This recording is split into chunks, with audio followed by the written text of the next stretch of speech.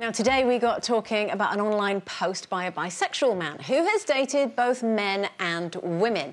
Now, he says dating men's easier and cheaper, but apparently men are savage when it comes to judging appearance. So, what do we think? Men easier to date than women? Well, here we are again, just wanting just one or other question. You know, there is. I'm always interested in the grey area in between, and for me, I've spent my whole life going, oh, men are so difficult and women are just a breeze. But I have to be honest, actually, with myself. I think when I think of me and my friends, and I see my friends with their partners, most of us are in charge. Most of us are saying what we want, how we want it. At the end of the day, my husband might think he's making decisions, but actually I make them. You know,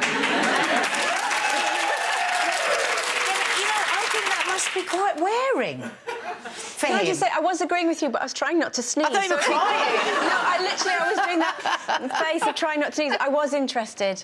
But no, I hear what you're saying. Now, you're the only one on the panel who's dated both men and women, so you're our expert. Now, I hesitate to say this because we've got a room full of ladies here. Yeah. And I can see that the boys, you know, are crew, so we've got a few at the back there. Women, I'm really sorry, we are much more difficult. Much more difficult to have a relationship with. Oh, there's an ooh from the only man.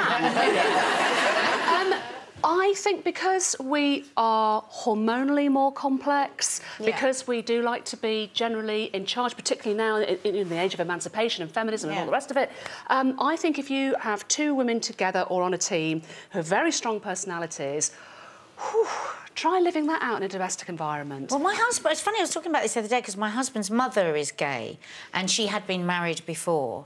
And she said a very similar thing. She said, you know, in all the relationships she's been in with women, because they're both fighting exactly the same way. I mean, that comes from wanting way back from fighting for equality. I suppose we are less likely to step down. Well, we haven't been heard, have we? So if we're now... Here we are in 2018 and we're still fighting to be heard and we're much further down that line, if you've got, you know, strong women who know their own minds and you're in a small environment together, then, of course, we lock horns. We are far more complex. My experience of boys, and I love men, but and you were with a man for 20 years, I was with my boyfriend for 20 years and I love him to bits still. They're very simple, fellas. You just need... I won't go into it, but you just need the 3 Fs. Football was one of them. Football's one of them. Can I ask, do you think that hormones play a key part? Because I know that, you know, people do get a bit jittery and they go, I'm not influenced by my hormones, but it stands to reason, you know, it's basic biology. Women...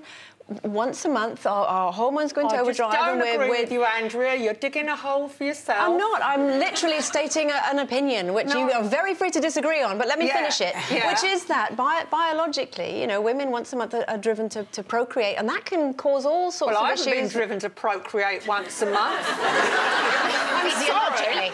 I haven't been driven to do anything, but I just do worry that you kind of make these general assumptions about you know, the sexes, and it makes me feel really, really uncomfortable. And when we were talking about it this morning, I went, leave me out of that, leave me out of that.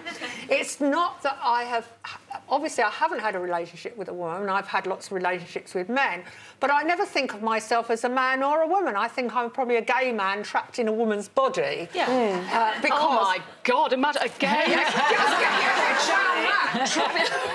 in this era of gender fluidity, I like to think I'm a gay man trapped But gender fluidity is great, but there are still gender differences. They are there, and I don't recognise them and to talk about them. But I think in any way... Anna's scarred by the time she worked for me years and years ago, and I was still not over it. She's so not over it because I was so horrible to her, apparently. No! Yes. 20 years later, Janet, and you are a woman after my own heart. But I tell you what, I would love to see you living with another woman. It doesn't have to be romantic.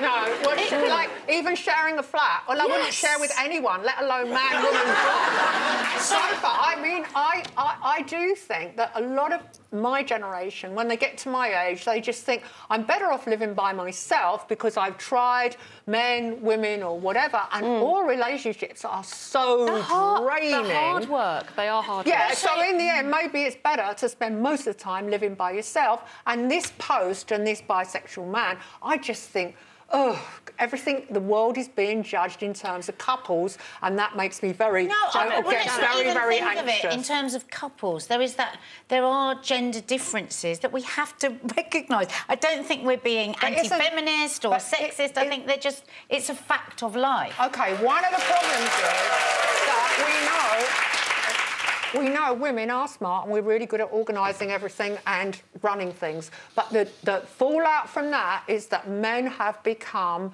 absolutely lost.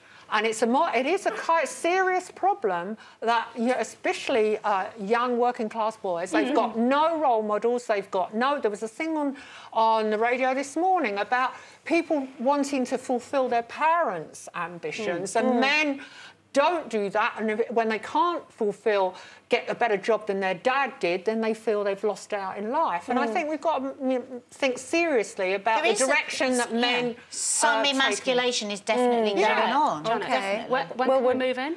Yeah. Well, Janet did very well for the one who didn't want to do the topic. She did do very well.